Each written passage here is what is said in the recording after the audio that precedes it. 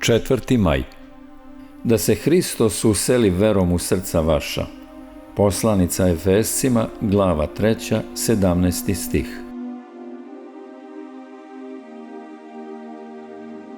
Nema Hrista onaj koga ima samo na jeziku, niti ima Hrista onaj koga ima samo na hartiji, niti ga ima onaj koga ima samo na zidu, niti ga pak ima onaj koga ima samo u muzeju prošlosti.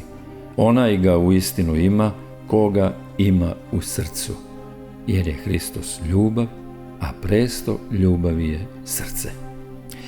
Ako ti je Hristos u srcu, onda ti je On Bog.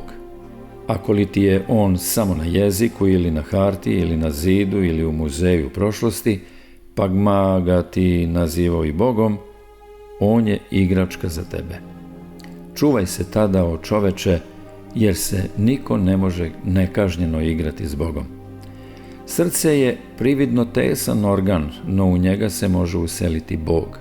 I kada se u njega useli Bog, ono je napunjeno i prepunjeno i ništa više u nj ne može stati. Ako li se pak u njega useli sav svet bez Boga, ono ostaje prazno.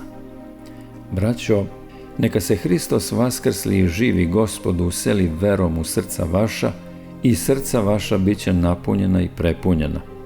No On se ne može drugčije useliti u srca vaša do verom vašom. Ako li vere nemate, Hristos će ostati samo na jeziku vašem ili na hartiji ili na zidu ili u muzeju prošlosti.